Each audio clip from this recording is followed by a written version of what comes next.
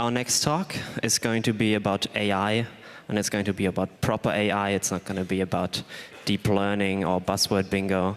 It's going to be about actual psychology. It's going to be about computational meta-psychology. And now please welcome Joscha.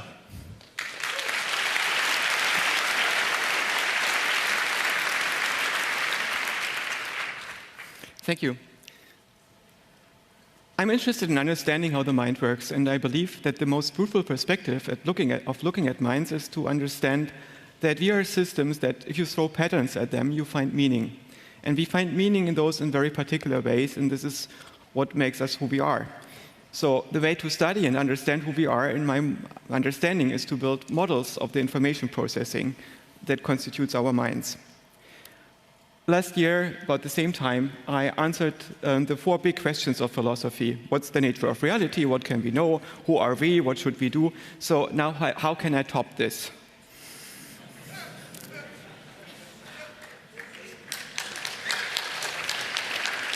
I'm going to give you the drama that divided a planet, some of the very, very big events that happened in the course of last year, so I couldn't tell you about it before.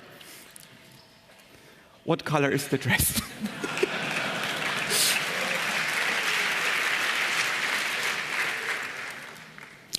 I mean, if you do not have any mental defects, you can clearly see it's white and gold, right? Turns out, most people seem to have mental defects and say that it's blue and black. I have no idea why. Well, okay, I have an idea why that is the case. I guess that you got 2. It has to do with color renormalization, and color renormalization happens differently, apparently, in different people. So we have different wiring to renormalize the white balance. And it seems to work in real-world situations in pretty much the same way, but not necessarily for photographs, which have only a very small fringe around them, which gives you a hint about the lighting situation. And that's why you get these huge divergences, which is amazing. So what we see that our minds cannot know objective truths in any way outside of mathematics. They can generate meaning, though. How does this work? I did robotic soccer for a while, and there you have the situation that you have a bunch of robots that are situated on the playing field, and they have a model of what goes on in the playing field. Physics generates data for their sensors. They read the bits of the sensors, and then they use them to update the world model. And sometimes we didn't want to take the whole playing field along and the physical robots because they are expensive and heavy and so on. Instead, if you just want to improve the learning and the gameplay of the robots, you can use a simulation. So we wrote a computer simulation of the playing field and the physics and so on that generates pretty much the same data and put the robot mind into a simulated robot body, and it works just as well. That is, if you are the robot, because you cannot know the difference if you are the robot. You cannot know what's out there. The only thing that you get to see is what is the structure of the data at your systemic interface. And then you can derive a model from this. And this is pretty much the situation that we are in. That is, we are minds that are somehow computational, that are able to find regularity in patterns, and that we seem to have access to something that is full of regularity, so we can make sense of it. Now, if you discover that you are in the same situation as these robots, basically you discover you are some kind of apparently biological robot that doesn't have direct access to the world of concepts, that has never actually seen matter and energy and other people. All it got to see was little bits of information that were transmitted through nerves, and the brain had to make sense of them by counting them in elaborate ways. What's the best model of the world that you can come up with? What's really the state of affairs? What's the system that you are in? And what's the best algorithm that you should be using to fix your world model?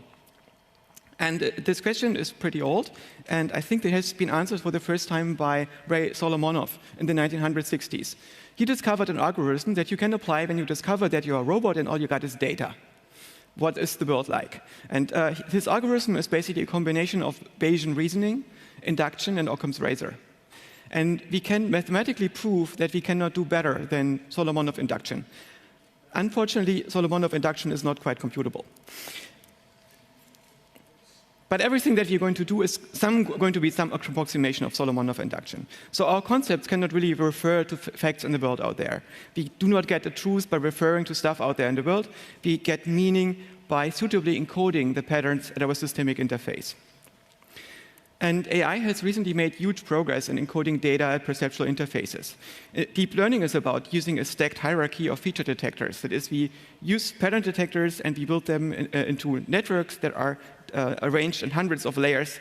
And then we adjust the links between these layers, usually using some kind of gradient descent. And we can use this to classify, for instance, images and parts of speech. So we get to features that are more and more complex. They start out with very, very simple patterns and then get more and more complex until we get to object categories. And now these systems are able, in image recognition tasks, to approach performance that's very similar to human performance. Also, what is nice is that it seems to be somewhat similar to what the brain seems to be doing in visual processing. And if you take the activation in different levels of these networks and you improve this or enhance this activation a little bit, what you get is stuff that looks very psychedelic, which might be similar to what happens if you put certain illegal substances into people and enhance the activity on certain layers of their visual processing. If you want to classify, we have a task like this. For instance, this Anna. What we do, and if you want to classify this Anna, we filter out all the invariances to get the variances in the data to get to the invariant bit. The invariant bit in that case being Anna.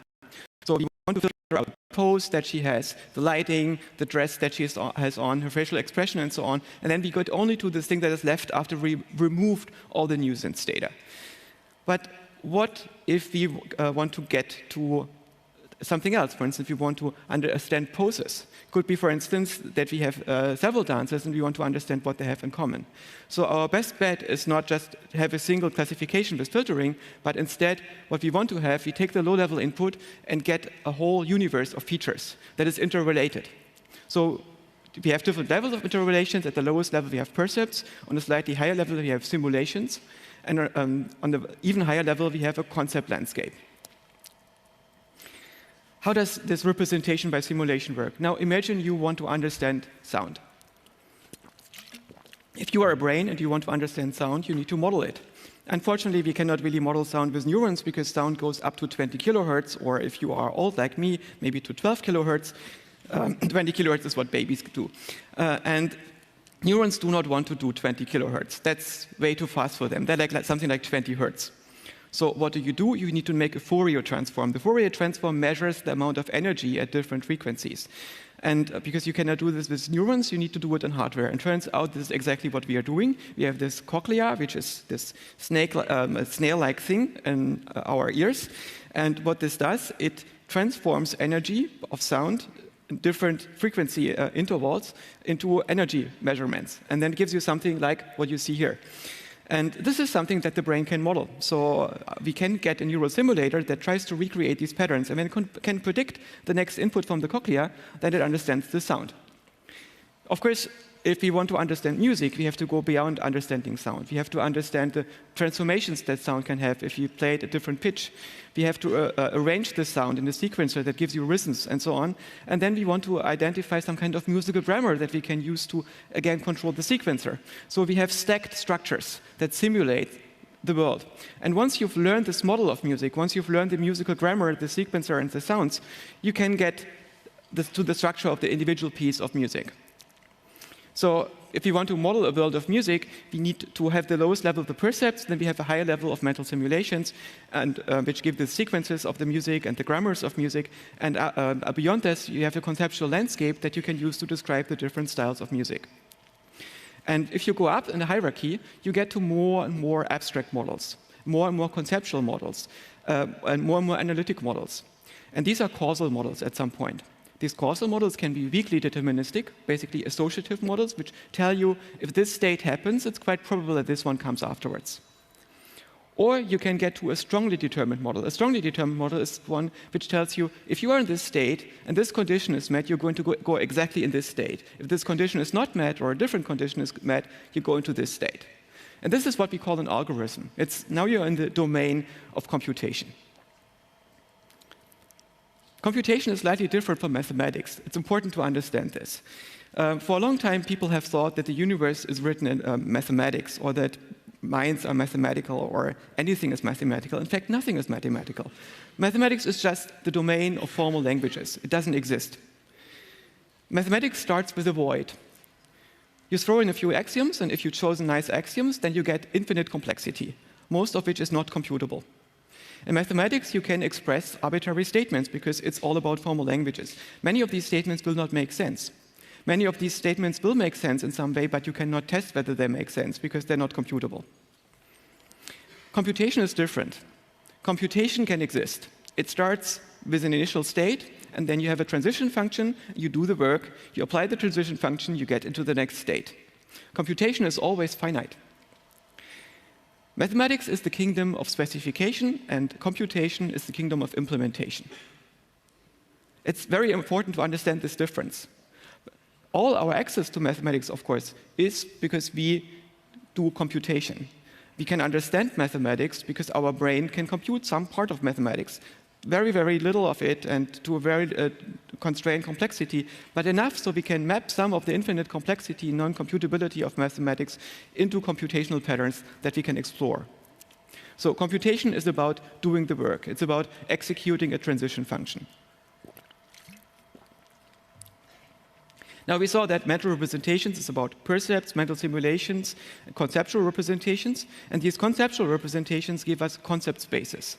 And the nice thing about these concept spaces is that they give us an interface to our mental representations we can use to address and manipulate them, and we can share them in cultures. And these concepts are compositional. We can put them together to create new concepts. And they can be described using higher dimensional vector spaces. They don't do simulation and prediction and so on, but we can capture regularity in our concepts with them. With these vector space, you can do amazing things. For instance, if you take the vector from king to queen, it's pretty much the same vector as between men and women. And because of these properties, because it's really a high-dimensional manifold, these concept spaces, we can do interesting things like machine translation without understanding what it means. That is, without doing any proper mental representation that predicts the world. So this is a type of mental representation that is somewhat incomplete, but it captures the landscape that we share in a culture. And then there's another type of mental representation that is linguistic protocols, which is basically a formal grammar and a vocabulary. And we need these linguistic protocols to transfer mental representations between people. And we do this basically by scanning our mental representations, disassembling them in some way, or disambiguating them, and then we use a discrete string of symbols to get this to somebody else, and he trains an assembler that reverses this process and builds something that is pretty similar to what we intended to convey. And if you look at the progression of AI models, it pretty much went the opposite direction. So AI started with linguistic protocols, which were expressed in formal grammars, and then it got to concept spaces, and now it's about to address percepts. And at some point in the near future, it's going to get better at mental simulations. And at some point after that, we get to attention-directed and motivationally connected systems that make sense of the world, that are, in some sense, able to address meaning. This is the hardware that we can do. What kind of hardware do we have? That's a very interesting question. We could start out with the question, how difficult is it to define a brain? We know that the brain must be somewhere hidden in the genome. The genome fits on a CD-ROM. It's not that complicated. It's easier than Microsoft Windows.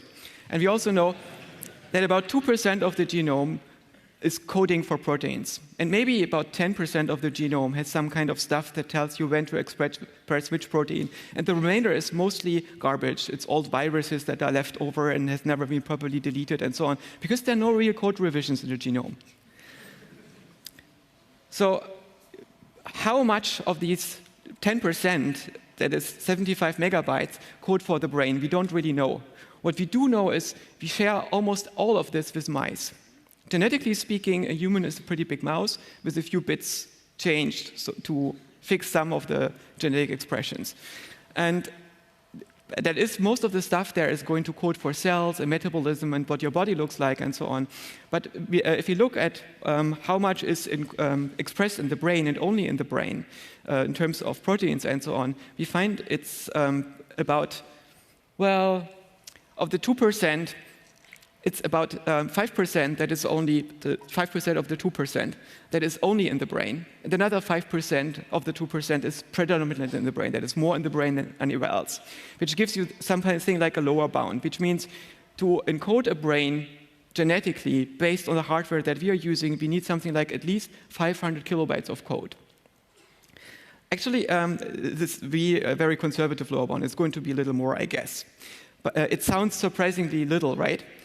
But in terms of scientific theories, this is a lot. I mean, the universe, according to the core theory of quantum mechanics and so on, is like so much of code. It's like half a page of code. That's it. That's all you need to generate a universe. And if you want to understand evolution, it's like a paragraph. It's a couple lines really to understand an evolutionary process. And there's lots of details that you get afterwards, because this process itself doesn't define what all the animals are going to look like in a similar way as the code of the universe doesn't tell you what this planet is going to look like and what you guys are going to look like. It's just defining the rule book. And in the same sense, the genome defines the rule book by which our brain is built. The brain boots itself in a developmental process, and this booting takes some time. So some machine learning in which initial connections are forged and basic models are built of the world so we can operate in it. And how long does this booting take? I think it's about 80 megaseconds. That's the time that a child is awake until it's 3.5 years old. By this age, you understand Star Wars, and I think everything after understanding Star Wars is cosmetics.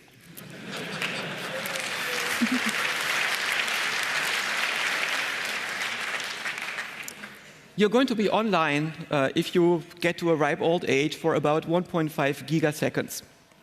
And in this time, I think you are going to get not too much more than 5 million concepts. Why? I don't know. If you look at this child, if a child would be able to form a concept, let's say every 5 minutes, then by the time it's about 4 years old, it's going to have something like 250,000 concepts. And so 250,000. And if we extrapolate this into our lifetime, at some point it slows down because we have enough concepts to describe the world. Maybe it's something, I think it's less than 5 million. How much storage capacity does the brain has? And I think that the estimates are pretty divergent.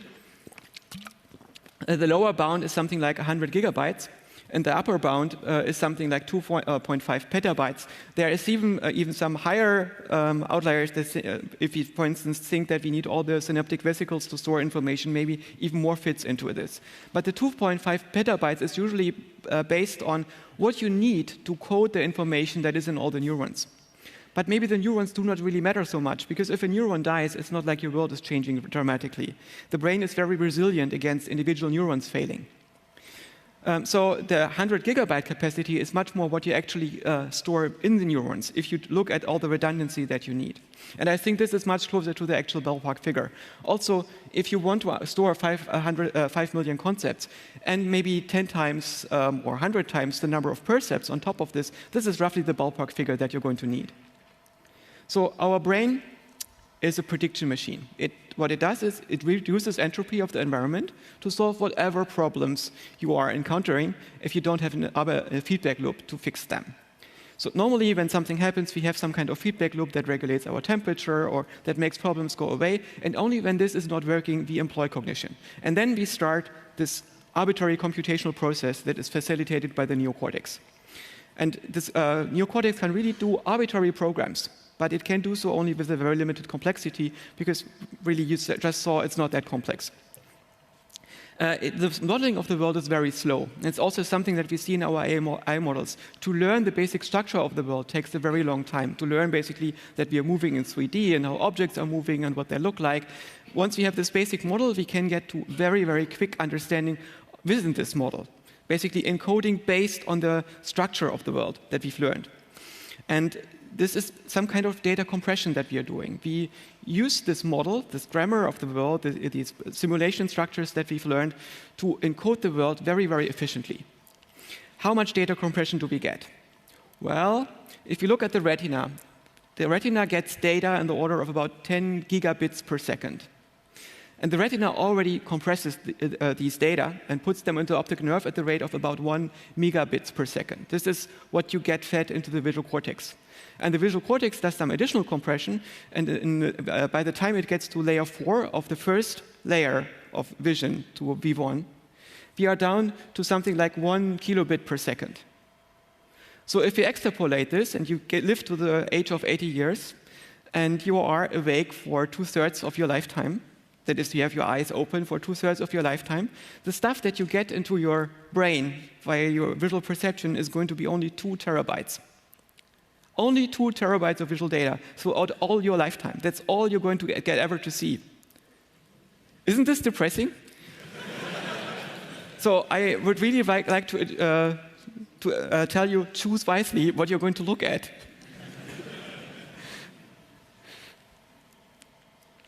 Okay, let's look at this problem of neural compositionality. Our brains have this amazing thing that they can put meta representations together very, very quickly. For instance, you read a page of code, you compile it in your mind into some kind of program. It tells you what this page of code is going to do. Isn't that amazing? And then you can forget about this, disassemble it all, and use the building blocks for something else.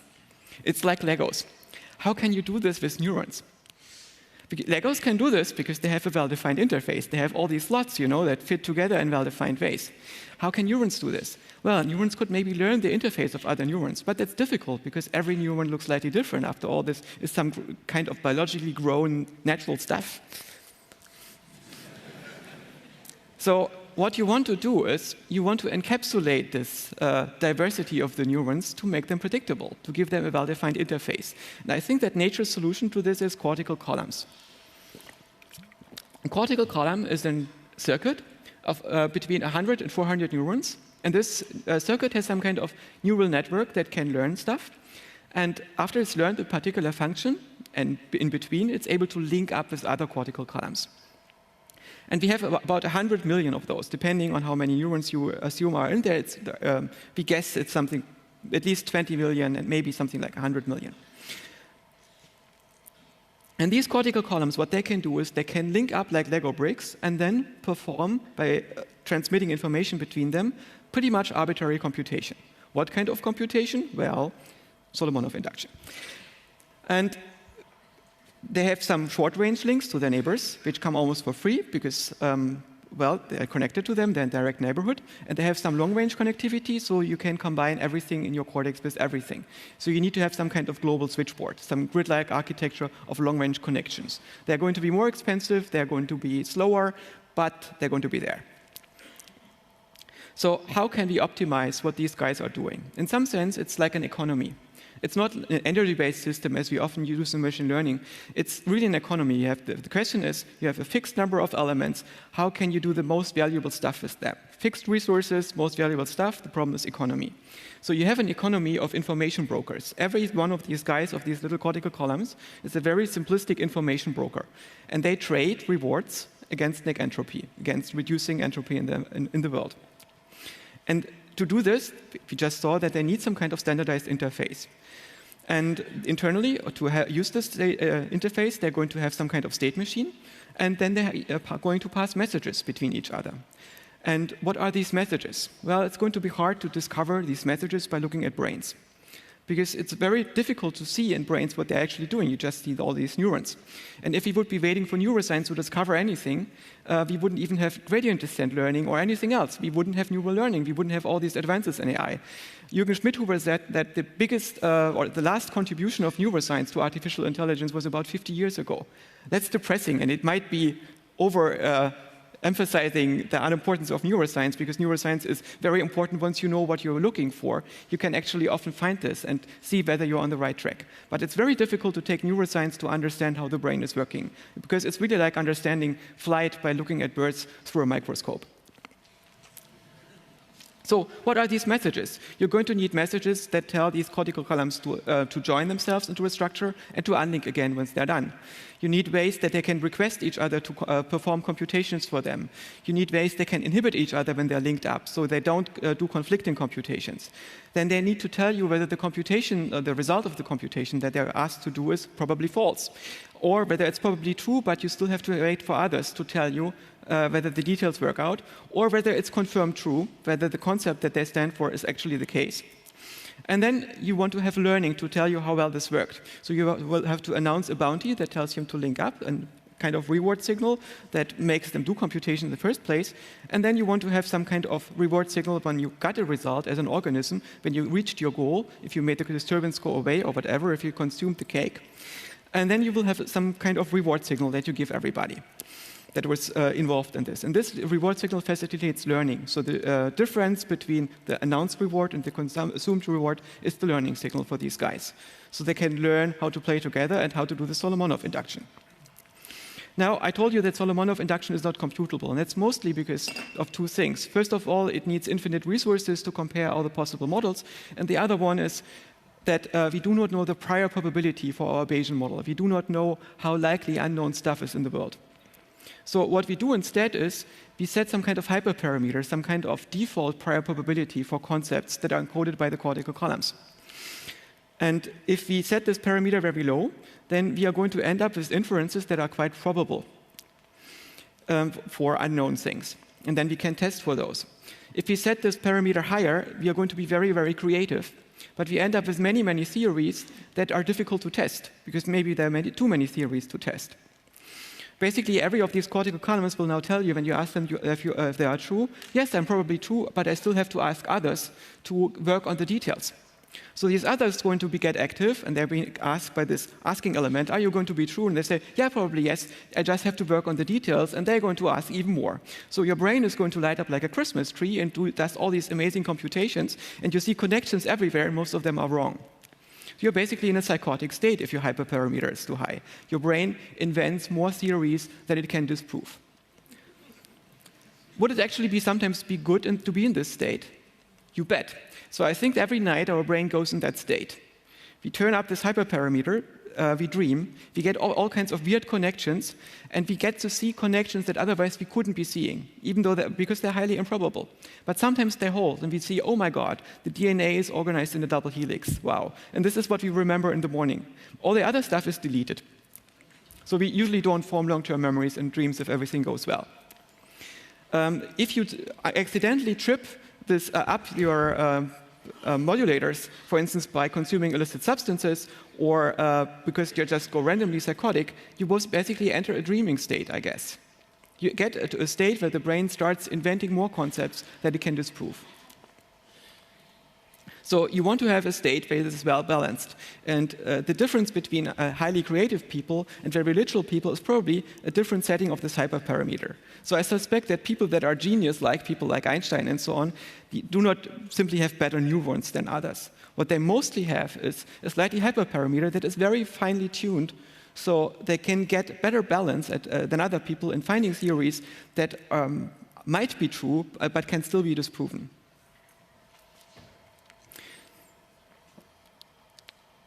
So inventiveness could be a hyperparameter in the brain. If you want to measure the quality of a belief that we have, we are going to have some kind of cost function which is based on the motivational system.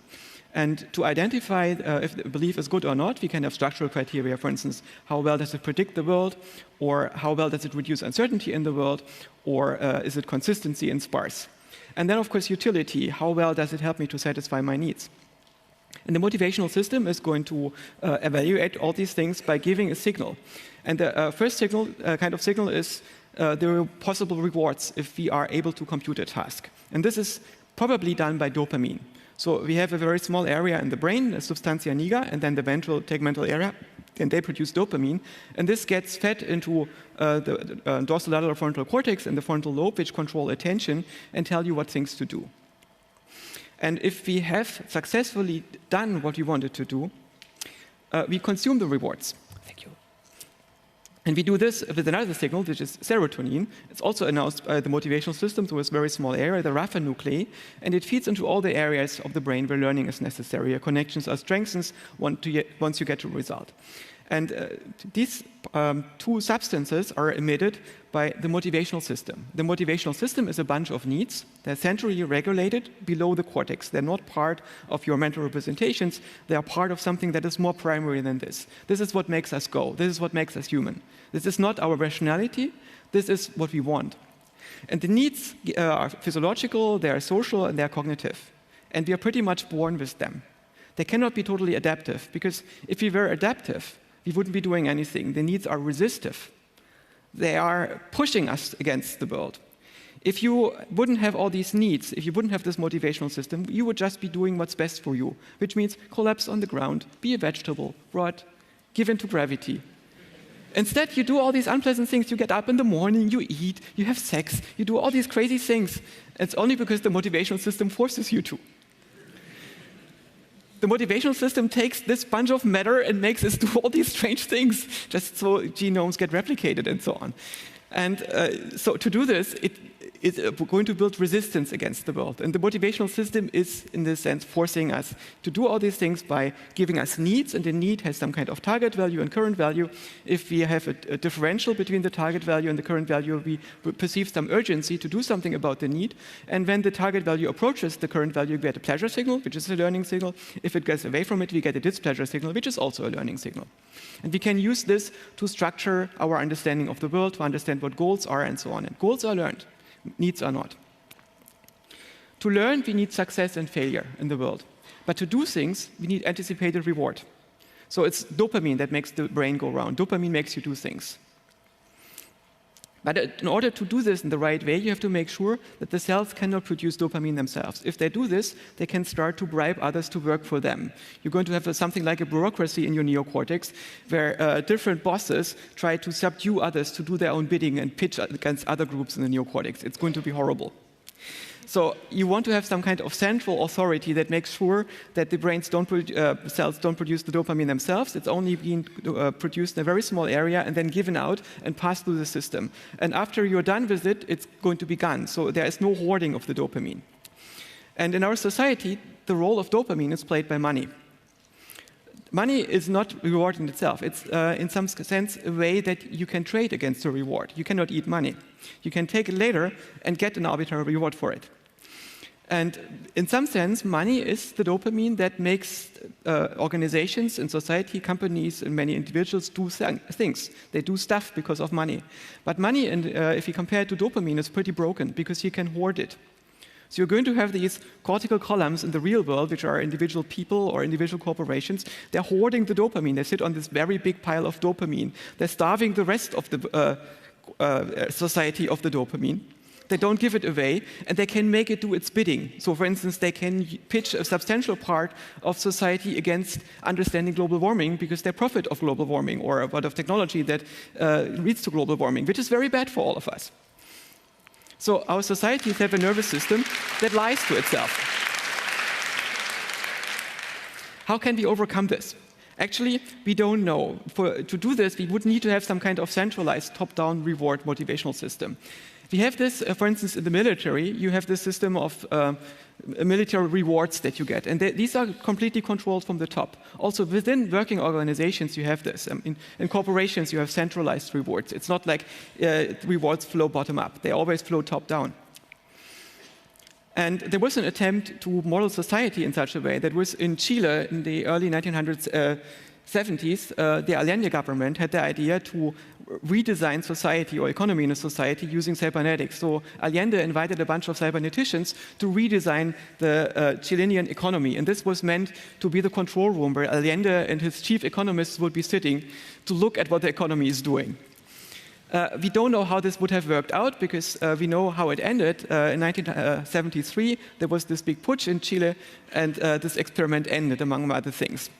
Maybe it would have worked, who knows? Nobody tried it. So there is something else that is going on in people beyond the motivational system. That is, we have social criteria for learning. We also check if our ideas are normatively acceptable. And this is actually a good thing because individuals may shortcut the learning through communication. Other people have learned stuff that we don't need to learn ourselves. And we can build on this. So we can accelerate learning by many orders of magnitude, which makes cultures possible and which makes anything possible because if you are on your own, you're not going to find out very much in your lifetime. You know how they say, everything you do by standing on the shoulders of giants. Or in a big pile of dwarfs. It works either way.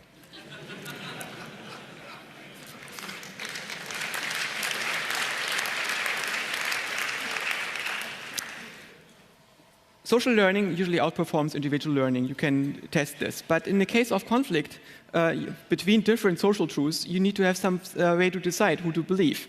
So you have some kind of reputation estimate for different authorities, and you use this to check whom you believe. And the problem, of course, is this in existing society, in real society, this reputation system is going to reflect power structures which might distort your beliefs systematically. Social learning, therefore, leads groups to synchronize their opinions. And the opinions get another role. They become an important part of signaling which group you belong to. So opinions start to signal group loyalty in societies. And people in such a world, they should optimize not for getting the best possible opinion in terms of truth. They should optimize for having the best possible opinion with respect to agreement with their peers. If you have the same opinion as your peers, you can signal them you're part of the in-group. They're going to like you. If you don't do this, chances are they're not going to like you. There's rarely any benefit in life to be in disagreement with your boss, right? So if you evolve an opinion-forming system in these circumstances, you should be ending up with an opinion-forming system that leaves you with the most useful opinion, which is the opinion in your environment. And it turns out most people are able to do this effortlessly. They have an instinct that makes them adopt the dominant opinion in their social environment. It's amazing, right? And if you are a nerd like me, you don't get this.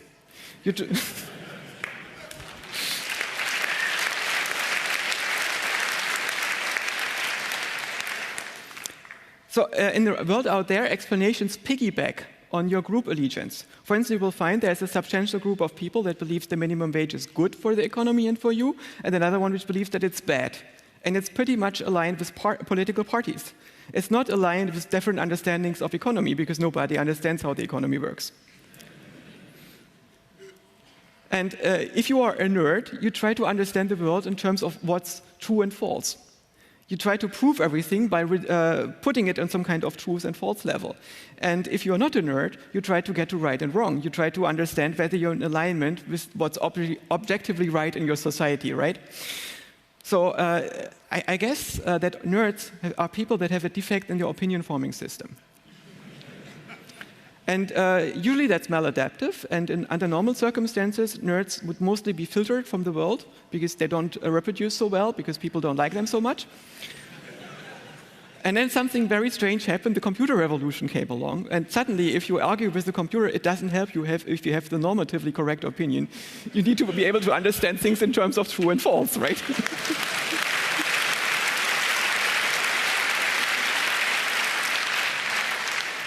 So now we have this strange situation that the weird people that have these offensive, strange opinions and that really don't mix well with real, normal people get all these high-paying jobs, and we don't understand how is that happening.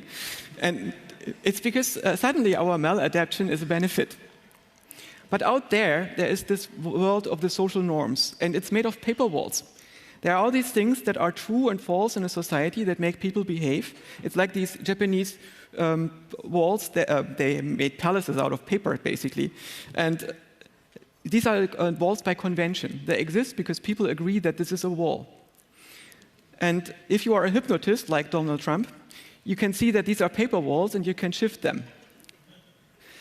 And if you are a nerd like me, you cannot see these paper walls.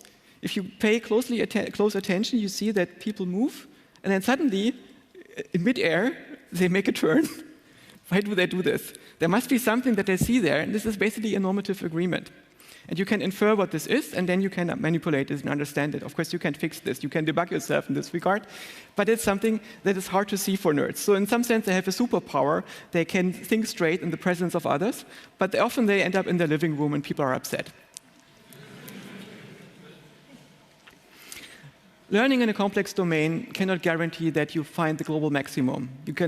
We know that we cannot find truth because we cannot recognize whether we live on a playing field or in a simulated playing field.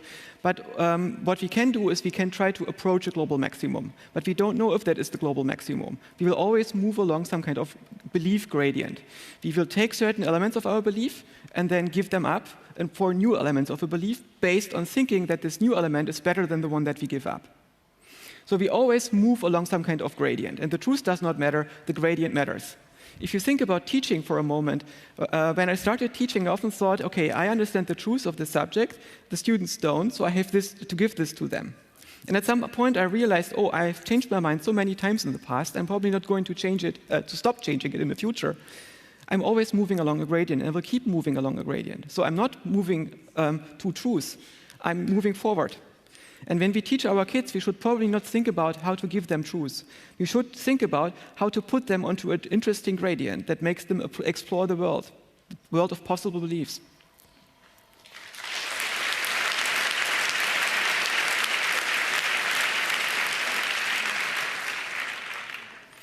And these possible beliefs lead us into local minima. That's inevitable. These are like valleys, and sometimes these valleys are neighboring, and we don't understand what the people in the neighboring valley are doing unless we are willing to retrace the steps they've been taken. And if we want to get from one valley into the next, we will have to have some kind of energy that moves us over the hill. We have to have a trajectory where every step works by finding a reason to give up a bit of our current belief and adopt a new belief, because it's somehow more useful, more relevant, more consistent, and so on. Now, the problem is that this is not monotonous. We cannot guarantee that we are always climbing, because the problem is that the beliefs themselves can change our evaluation of the belief. It could be, for instance, that you start believing in a religion, and this religion could tell you, if you give up the belief in the religion, you're going to face eternal damnation in hell. As long as you believe in the religion, it's going to be very expensive for you to give up the religion, right? If you truly believe in it. You're now caught in some kind of attractor. Before you believe the religion, it's not very dangerous, but once you've got into the attractor, it's very, very hard to get out. So these belief attractors are actually quite dangerous. You can get not only to chaotic behavior, where you cannot guarantee that your current belief is better than the last one, but you can also get into beliefs that are almost impossible to change. And that makes it possible to program people to work in societies. Social domains are structured by values. Basically, a preference is what makes you do things because you anticipate pleasure or displeasure. And values make you do things even if you don't anticipate any pleasure. These are virtual rewards. They make us do things because we believe that there's stuff that is more important than us. This is what values are about. And these values are the source of what we would call true meaning, deeper meaning. There is something that is more important than us, something that we can serve. This is what we usually perceive as a meaningful life. It's one which is in the service of values that are more important than I myself. Because after all, I'm not that important. I'm just this machine that runs around and tries to optimize its pleasure and pain, which is kind of boring. So my PI has puzzled me, my principal investigator in the Harvard department where I have my desk, Martin Nowak. He said that meaning cannot exist without God. You're either religious or you are a nihilist. And this guy is the head of the Department for Evolutionary Dynamics. Also, he's a Catholic. So this really puzzled me, and I tried to understand what he meant by this. Typically, if you are a good essayist like me, you tend to attack gods that are structured like this, religious gods that are institutional, they are personal, there are some kinds of person. They do care about you. They prescribe norms. For instance, don't masturbate, it's bad for you. Many of these norms are very much aligned with societal institutions. For instance, don't question the authorities. God wants them to be ruling above you. And be monogamous, and so on and so on. So they prescribe norms that do not make a lot of sense in terms of a being that creates worlds every now and then, but they make sense in terms of what you should be doing to be a functioning member of society. And this God also does things like they create worlds, they like to manifest as burning strawberry and so on. There are many books that describe stories that these gods have allegedly done. And it's very hard to test for all these features, which makes these gods very improbable for us and makes essayists very dissatisfied with these gods. But then there is a different kind of God. This is what we call the spiritual God. This spiritual God is independent of institutions. It still does care about you. It's probably conscious. It might not be a person. There are not that many stories that you can consistently tell about it, but you might be able to connect to it spiritually. Then there is a God that is even less expensive. That is God as a transcendental principle. And this God is simply the reason why there is something rather than nothing. This God is the question that the universe is the answer to. This is the thing that gives meaning. Everything else about it is unknowable. This is the God of Thomas of Aquinas. The God that Thomas of Aquinas discovered is not the God of Abraham. This is not the religious God. It's a God that is basically a principle that asks the universe into existence. It's the one that gives the universe its purpose. And because every other property is unknowable about this God is not that expensive. Unfortunately, it doesn't really work. Thomas of Aquinas tried to prove God. He tried to prove a necessary God, a God that has to be existing. And I think we can only prove a possible God. So if you try to prove a necessary God, this God cannot exist, which means your God proof is going to fail. You can only prove possible gods. Then there is an even more impoverished God, and this is the God of Aristotle. And he said, if there is change in the universe, something is going to have to change it. There must be something that moves it along from one state to the next. So I would say this is the primary computational transition function of the universe.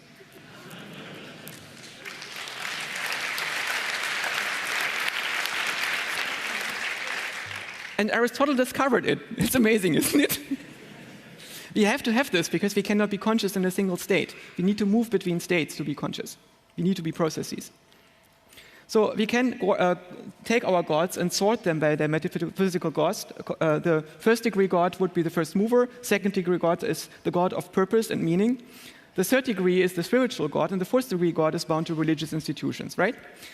So if you take this statement about Martin Nowak, you cannot have a meaning without God, I would say yes, you need at least a second-degree God to have meaning, right? So objective meaning can only exist with a second-degree God. And subjective meaning can exist as a function in a cognitive system, of course. We don't need objective meaning. So we can subjectively feel that there's something that's more important to us. And this makes us work in society and makes us perceive that we have values and so on. But we don't need to believe that there is something outside of the universe to have this. So the fourth-degree God is the one that is bound to religious institutions. It requires a belief attractor, and it enables complex norm prescriptions. If my theory is right, then it should be much harder for nerds to believe in a fourth-degree God than for normal people. And what this God does, it allows you to have state-building mind viruses. Basically, a religion is a mind virus. And the amazing thing about these mind viruses is that they structure behavior in large groups. We have evolved to live in small groups of a few hundred individuals, maybe something like 150. This is roughly the level to which reputation works. We can keep track of about 150 people, and after this, it gets much, much worse. So in this system where you have reputation, people feel responsible for each other, and they can keep track of their doings, and society kind of sort of works. If you want to go beyond this, you have to write a software that controls people. And religions were the first software that did this on a very large scale.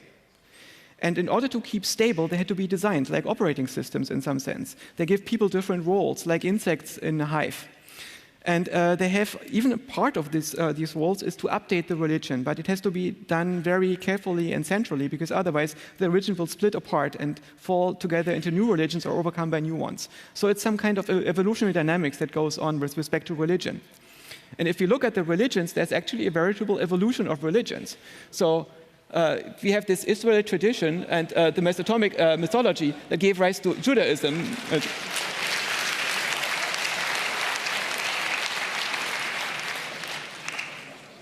It's kind of cool, right? Also, history totally repeats itself.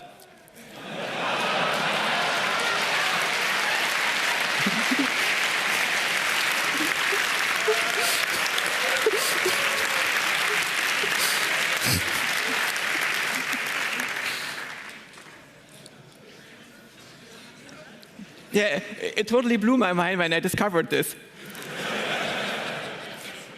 Of course, the real tree of programming languages is slightly more complicated, and the real tree of religion is slightly more complicated. But still, it's neat. So if you want to immunize yourself against mind viruses, first of all, you want to check yourself whether you are infected. You should check, can I let go of my current beliefs without feeling that meaning departs me, and I feel very terrible if I let go of my beliefs.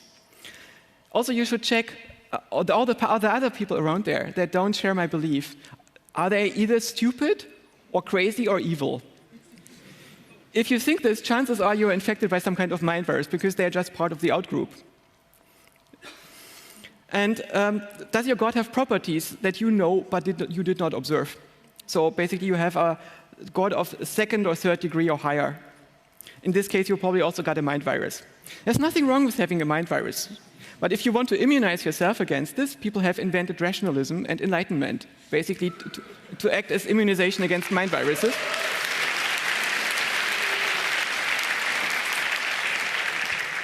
And in some sense, it's what the mind does by itself. Because if you want to understand how you go wrong, you need to have a mechanism that discovers who you are, some kind of auto-debugging mechanism that makes the mind aware of itself. And this is actually the self. So according to Robert Keegan, the development of ourself is a process in which we learn who we are by making things explicit, by making processes that are automatic visible to us, and to conceptualize them so we no longer identify with them. And it starts out with understanding that there's only pleasure and pain. If you're a baby, you only have pleasure and pain, you identify with this. And then you turn into a toddler, and the toddler understands that they're not their pleasure and pain, but they are their impulses. And in the next level, if you grow beyond the toddler age, you actually know that you have goals. And that your needs and impulses are there to serve goals. But it's very difficult to let go of the goals if you are a very young child. And at some point you realize, oh, the goals don't really matter because sometimes you cannot reach them. But we have preferences. We have things that we want to happen and things that we do not want to happen. And then at some point we realize that other people have preferences too. And then we start to model the world as a system where different people have different preferences, and we have to navigate this landscape. And then we realize that these preferences also relate to values. And we start to identify with these values as members of society. And this is basically the stage, if you are an adult being, that you get into. And you can get to a stage beyond that, especially if you have people around us which have already done this. And this means that you understand that people have different values. And what they do naturally flows out of them. And these values are not necessarily worse than yours, they're just different. And you learn that you can hold different sets of values in your mind at the same time, isn't that amazing? And understand other people, even if they're not part of your group. If you get that, this is really good. But I don't think it stops there. You can also learn that the stuff that you perceive is kind of incidental, that you can turn it off and that you can manipulate it. And then that, at some point you also can realize that yourself is only incidental, that you can manipulate it or turn it off, and that you're basically some kind of consciousness that happens to run on the brain of some kind of person that navigates the world in terms to get rewards or avoid displeasure and serve values and so on, but it doesn't really matter. There is just this consciousness that understands the world. And this is the state that we typically call enlightenment. In this state, you realize that you are not your brain, but you are a story that your brain tells itself.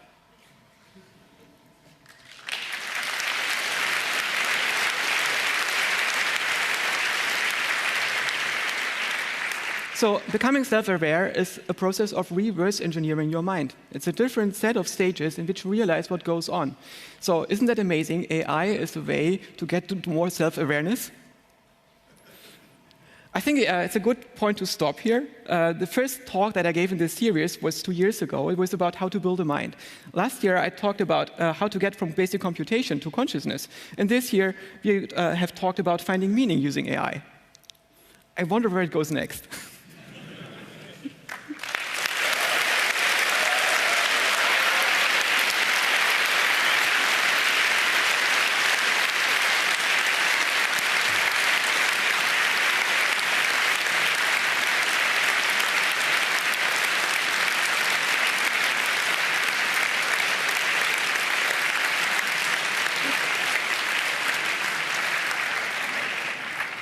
Thank you for this amazing talk. We now have some minutes for Q&A, so please line up at the microphones. As always, if you're unable to stand up for some reason, please very, very visibly raise your hand. We should be able to dispatch an audio angel to your location, so you can have a question too. And also, if you're locationally disabled, if you're not actually in the room, if you're on the stream, you can use IRC or Twitter to also ask questions. We also have a person for that. We'll just start on microphone 2. Wow, that's me. Just a guess. What would you guess? When can you discuss your talk with a machine? In how many years? I don't know. As a software engineer, I know if I don't have a specification, all bets are off until I have the implementation. And so it can be of any order of magnitude. I have a gut feeling, but I know as a software engineer that my gut feeling is usually wrong. Until I have the specification. So the question is if there are silver bullets. Right now, there are some things that are not solved yet. And it could be that they're easier to solve than we think, but it could be that they're harder to solve than we think. Before I stumbled on this cortical self-organization thing, I thought it's going to be something like maybe 60, 80 years, and now I think it's way less. But again, this is a very subjective perspective. I don't know. Number 1, please. Yes. I want to ask a little bit about metacognition. It seems that you kind of end your story saying that it's still reflecting on the input that you get and kind of working with your social norms and this and that.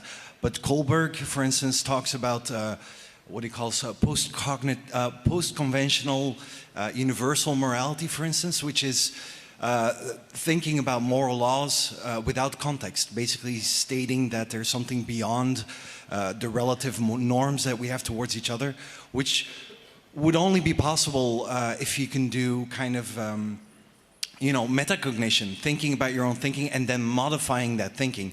So kind of feeding back your own ideas into your own mind and coming up with stuff that actually can't get thinking about while processing external inputs. Mm-hmm. I think it's very tricky. This project of defining morality without societies exists longer than Kant, of course. And Kant tried to give these eternal rules, and others tried too. I find this very difficult. From my perspective, we are just moving bits of rocks. And these bits of rock, they are on some kind of dust mode in a galaxy out of trillions of galaxies. And how can there be meaning? It's very hard for me to say that one chimpanzee species is better than another chimpanzee species, or a particular monkey is better than another monkey. This only happens within a certain framework, and we have to set this framework. And I don't think that we can define this framework outside of a context of social norms that we have to agree on. So objectively, I'm not sure if we can get to ethics. I only think that's possible based on some kind of framework that people have to agree on, implicitly or explicitly. Microphone number 4, please. Hi, thank you. It was a fascinating talk. I have two thoughts that went through my mind, and the first one is that it's so convincing, the models that you present, but it's kind of like you present another metaphor of understanding the brain, which is still something that we try to grasp on different levels of science, basically. And the second one is that that your definition of the nerd who walks around and doesn't see the walls is kind of a definition, or remind me of Richard Rorty's definition of the ironist, which is a person who knows that their vocabulary is finite and that there's other people who also have a finite vocabulary. And then that obviously opens up the whole question of meaning making, which has been discussed in so many other disciplines and fields, and I thought about Derrida's deconstruction of ideas and thoughts, and Butler, and then down the rabbit hole to Nietzsche. And I was just wondering if you could maybe map out other connections where basically not AI helping us to understand the mind, but where already existing huge fields of science into like cognitive processes coming from the other end could help us to understand AI. Thank you. The tradition that you mentioned, Rorty and Butler and so on, are part of a completely different belief attractor in my current perspective. They are mostly social constructionists. They believe that reality, at least in the domains of the mind and sociality, are social constructs. They are a part of social agreement. Personally, I don't think that is the case. I think that the patterns that we refer to are mostly independent of our mind. The norms are part of social constructs, but for instance, our motivational preferences that make us adapt or reject norms are something that builds up resistance to the environment. So they're probably not part of a social agreement. And the only thing that I can invite you to is try to retrace both of the different belief attractors, try to retrace the different paths on the landscape. All the things that I tell you, a lot of this is, of course, very speculative. These are things that seem to be logical to me at this point in my life. And I try to give you the arguments why I think that they're plausible, but don't believe in them. Question them, challenge them, see if they work for you. I'm not giving you any truths. I'm just going to give you suitable encodings according to my current perspective. Thank you.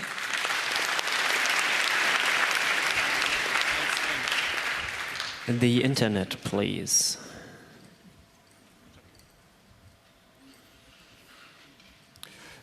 So someone's asking if in this belief space you were talking about, how is it possible to get out of local minima?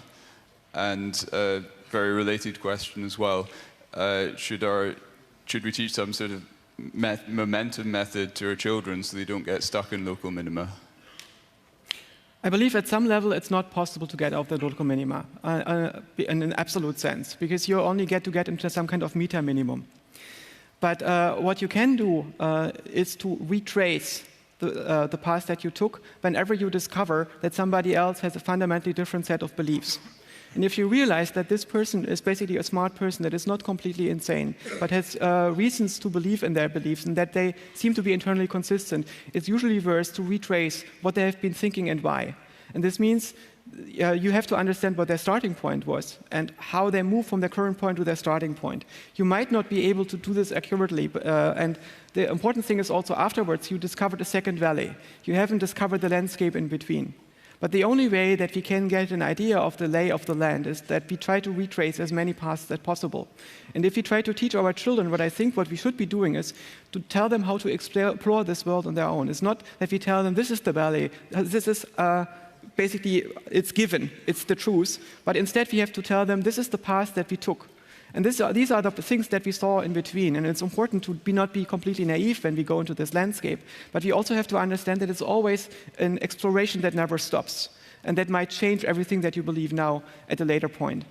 So for me, it's about teaching my own children how to be explorers, how to understand that knowledge is always changing and it's always a moving frontier.